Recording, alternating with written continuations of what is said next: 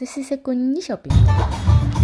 വേറെ ബസ്സിൽ ആലുവ തൊട്ട് കോൺവെന്റ് ജംഗ്ഷൻ വരെ എനിക്കിഷ്ടപ്പെട്ട പാട്ടുകളായിരുന്നു വെച്ചത്. അതുകൊണ്ട് എനിക്ക് ഹെഡ്സെറ്റ് വെക്കേണ്ട വന്നില്ല.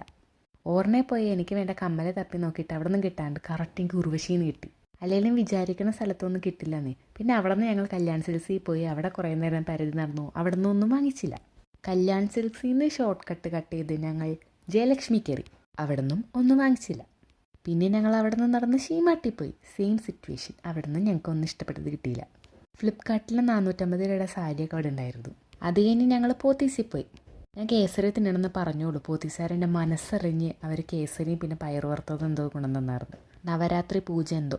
കറക്റ്റ് ഞങ്ങൾക്ക് മാത്രം കിട്ടിയുള്ളൂ, വേറെ ആർക്കും അധികം കിട്ടിയില്ല. കുറച്ചുണ്ടായുള്ളൂ. നല്ല ടേസ്റ്റ് ഉണ്ടായി. അവിടെ നിന്ന് ഞങ്ങൾക്ക് വിചാരിച്ച സാരി തന്നെ കിട്ടി. ഒരു സഞ്ചിയും കിട്ടി. സപ്ലൈക്ക് കൊണ്ടുപോകാനുള്ളതായി. അങ്ങനെ അവിടെ നിന്ന് സാരി വാങ്ങിച്ച് ഹാപ്പി ആയിട്ട് ഞങ്ങൾ പോന്നു. Okay, by.